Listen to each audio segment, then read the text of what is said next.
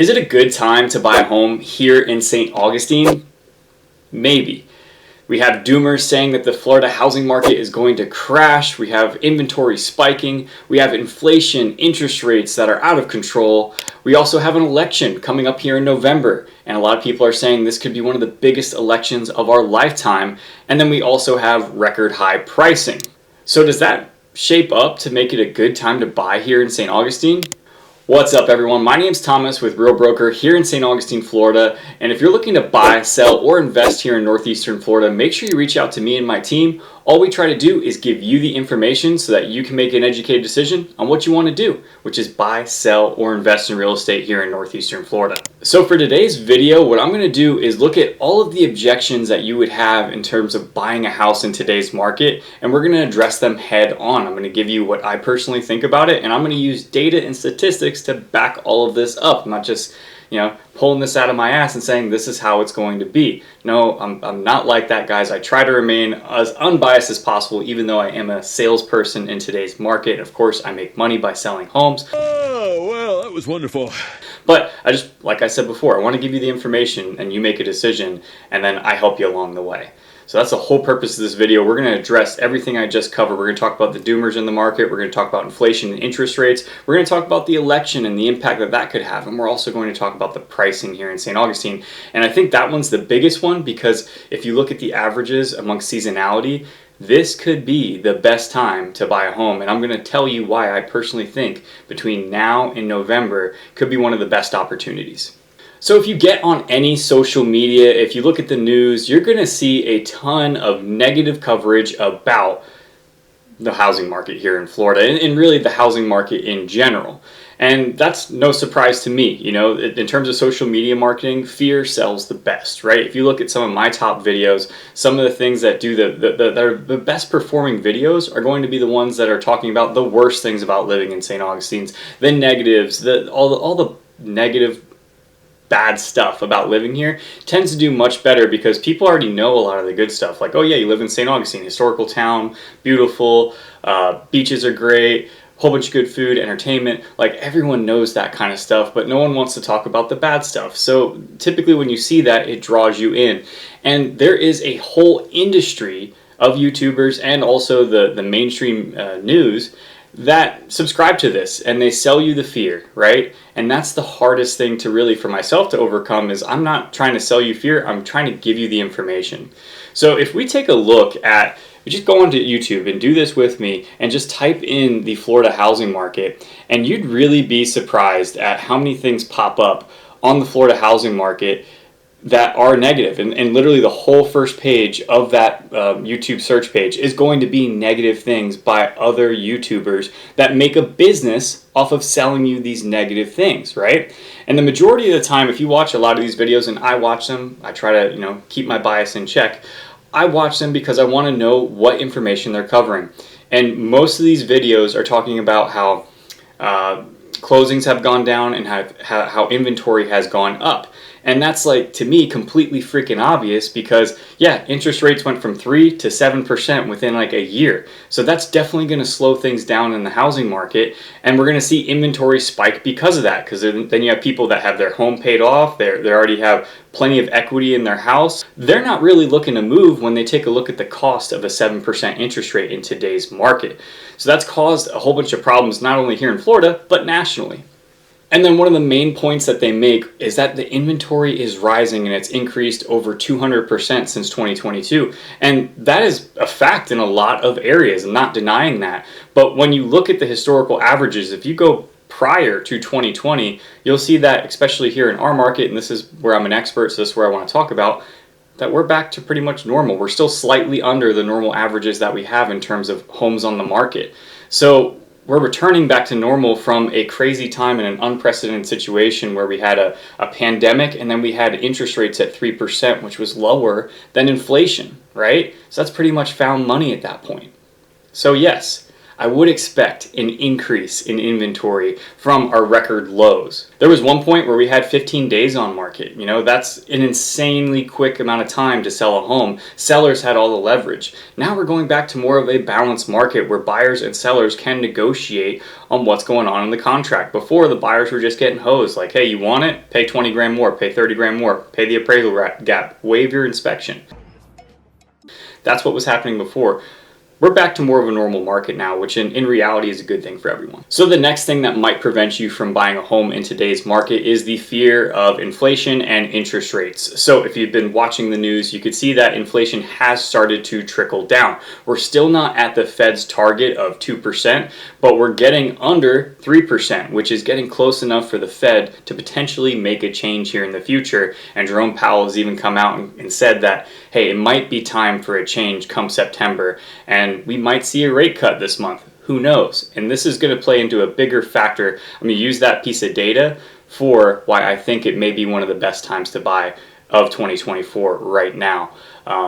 In the next point, but stay tuned towards then. I'm not trying to keep you out to the end. I just need to build my case. So inflation went up to 7% in 2022, 2023. We've started to get it to come down, hovering around 3%, which is ultimately good for everyone, right? That's what we want. Interest rates followed inflation, right? They went from 3% to 7.5%, almost 8% at one point, which was a jolt. It was a kick to the gut for a lot of buyers in today's market because the market started to cool off a little bit, and just when they thought they were going to get a little bit of wiggle room and get into the house that they wanted, interest rates hit 7%, and you look at that monthly payment and just really gives you pause. It makes you not want to buy a house at that point. And I should know, I bought a house, I have a 7% interest rate. I'm not super stoked on it.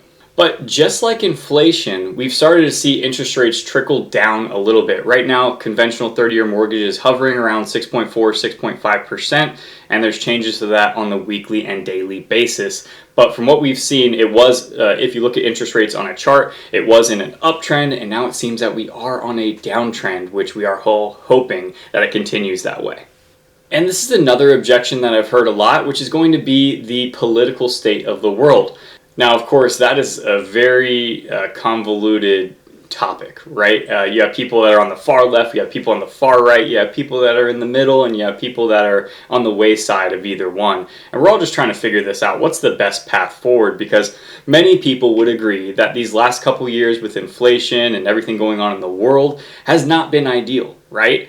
So coming November, this could be one of the biggest elections, I'm not saying that, one of the biggest elections that we have of our lifetime. We're really choosing between Trump or Kamala, right? Put off their decision to buy a house because they think there's this major impact that's going to happen with the change of guard, whether it goes to Trump, whether it goes to Kamala, whoever. It honestly, when you look at the stats, it does not matter. So if we take a look over at the graph on interest rates in elections, it's really going to show that yeah, there is going to be some changes depending on what party wins on average, but if you're looking at interest rates and the change of really 1% or 2% or whatever like that, it's really not going to make a huge difference in terms of your monthly payment, which is the most important thing.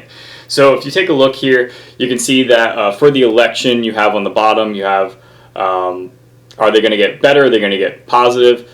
So typically you have 3% going negative, you have 4% going positive. And what we want to do is pay attention to the top of these graphs. So in the middle graph, you can see incumbent 1, false, so that's not true.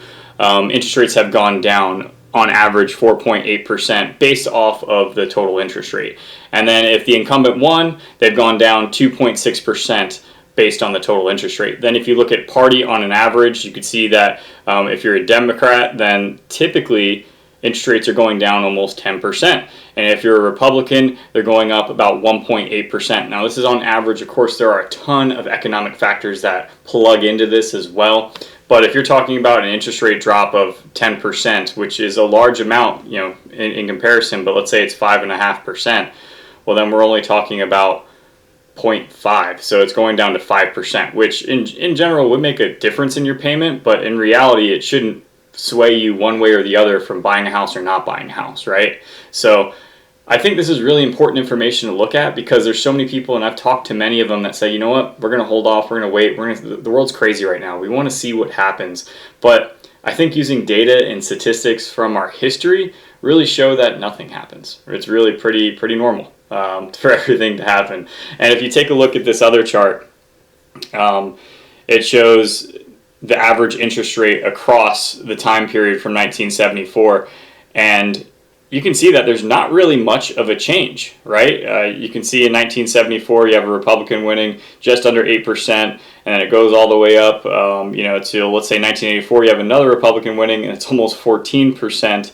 And then it starts to trickle down after that. Now during the 80s we did have record high inflation, probably very similar to today. Hopefully we don't see 14% interest rates. But then you see that it started to trickle down all the way down to 2020, where they obviously had to lower the federal funds rate as much as possible to stimulate the economy during the pandemic. The difference of whether a Republican or a Democrat or an independent or whoever wants to run for this thing, an alien from another planet, well, maybe that would affect it, doesn't affect your interest rate and what your payment's going to be on the housing. Also, there's some people that want to hold off on buying because of, if this party wins, then this will happen. If that party wins, then this will happen. The state of Florida in general is growing, guys, right? Whether or not there's a party involved for our federal government that you do or do not like, the state of Florida is probably going to grow. And if you're, let's just look at two sides of this, right? So if you're pro-Trump, then the state of Florida is probably going to do really well because pro-Trump, it's a red state, all that kind of stuff, DeSantis, we're kind of already in that bubble, right? If you're pro-Kamala, well, then you're also going to have people that are flooding to Florida because they're already tired of what's going on in their personal states. And that's what I see a lot of people talking to me about when they're giving me a call, relocating from, a New York, a New Jersey, Pennsylvania, California, Washington, all these places that tend to lean more left. They're calling because they want to move here and kind of get out of what they would call craziness, right? I've never been to a lot of those places. Pretty much the only Northeast is where I've been, which I love the Northeast. I didn't feel like it was any type of craziness when I lived up there. But at the end of the day, a lot of these policy decisions within your state drive what you want and may even push you towards or against moving to Florida. But in general, our population here is expected to grow, expected to double by 2050 here in St. Johns County alone. Right now we have 330,000 people. By 2050, they're expecting 660,000 people. And the last point that we want to talk about is pricing here in the area. With interest rates being 7%, with inflation being high, with housing prices being high as well, really related to the 3% mortgage rates, the pandemic, people relocating in droves here to St. Johns County, we've seen our prices go up, right? But in my opinion, if we look at the past 2 years, we've had 7% interest rates, right? That was really that gut check that we talked to before. Where we're really seeing our prices pretty much stabilize around the $500,000 range. So the median sale price right now is $499,000, which is only up 0.8% from this time last year. So it's not like we're going off like a rocket, but we're stabilizing in that area. So we're still moving up, but just not moving at, in 2021 we were moving at probably 2% every single month, depending on what month it was. So it's definitely a change for sure, but that's a good change. We want stability. We don't need this curve of pricing or straight line of pricing going straight up because things were just moving so quickly. So if you look at this, you can see that, this is for the month of August, right? Typically, in June and July, we see the peak in pricing. That's when the most activity is happening here in our market. This leads to my next point, why today and the next couple months could be one of the best times to buy a home during the year of 2024 here in St. Johns County. And I'm going to give you some reasons why. The main thing I'm basing this off of is going to be seasonality. So if you take a look at the seasonality of our market, and every single market has this, there are peaks and valleys to pricing on an annual basis within every single market, and St. Augustine, St. Johns County is no different. So if you look at seasonality for our market, you're going to see that typically in June and July is when we're going to have our highest prices, and then they start to trickle down until we get to like November. Then it peaks a little bit. We call it a Santa rally for December, and then from that point on, it pretty much climbs to March, little depression till March, and then March to summer is going to be the peak time, so prices will continue to rise. So like I said, there's a peak and valley to everything in this market, an ebb and flow. And if you look at the seasonality of the median sale price, you can see that prices are holding steady, but they haven't started to decline just yet. Now, we are expecting them, based on seasonal averages, that they should decline for September, October, November. those 3 months is when we're going to see a lower point in transaction. Now, you may look at the other side of the chart and you say, Tom, on average, if you go from January to April, that's when you're going to get your best deal. And that's totally true, right? You're basing on the historical averages, but there are a couple things which we addressed earlier in this video that I think makes today and the next couple months probably one of the prime times to buy real estate and also get a good deal. That's going to be the inventory, right? So we had inventory spike. We had people that are still sitting on the market from summer. So just like those boomers we're talking about, for the past couple of years, we've had more houses come onto the market. And going into the end of the year, those people are going to be looking to make a deal, get out of the house for the holidays. We also have interest rates and inflation. We talked about that earlier. Interest rates have started to trickle down. Inflation has started to trickle down. And now the Fed has signaled that they might make a rate cut in September, which then would probably prompt more rate cuts moving in the future, right? So that 6.5 interest rate may turn to a 6%, may turn to a 5.5% in the next 6 months to a year from September, from that interest rate cut. And that could be, okay, well, we're going to hop in, we're going to get the house we want today, and then 6 months from now, if the interest rates hit 5%, when the market's on fire again, and it's a lot more competitive. So you're going to be able to get a better deal in this time of the year if interest rates do go down, inflation does go down, and the rate cut does happen this month. We'll stay tuned on all of that. Then also you have the political state. There's a lot of tension. There's a lot of fear regarding that. And as a buyer in this market and as a seller, you need to be aware of these things. People are willing to make deals because they are afraid of what's going on. And that's just a fact. You either are one side of the spectrum. If this person wins, oh no, this is the sky is falling. If this person wins, oh no, the sky is falling. Both of those people exist and own homes in today's market, right? So they're going to be willing to make a deal because the election scares a lot of people.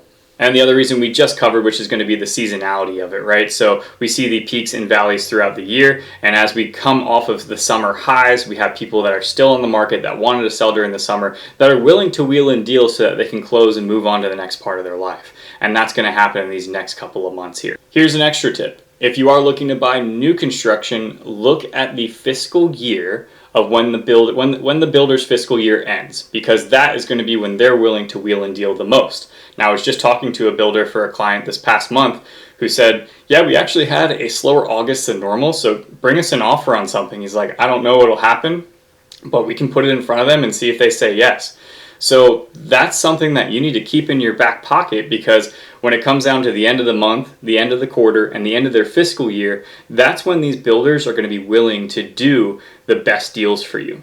So if you throw that on top of the confusion around interest rates, the confusion around the political state, the election in November, the confusion on the housing market, that could lead to a perfect scenario of you getting the best deal prior to everything happening. And most people are pretty confident that the federal funds rate is going to start to go down. And if you look at the historical averages of when they get raised and when they get lowered, it is very much a peak and a valley. They raise them immediately and they lower them immediately historically. So this could all happen very quick, which is why I believe that between this time to the end of the year is probably going to be one of your best opportunities to get a great deal in northeastern Florida. By the way, guys, if you have any questions,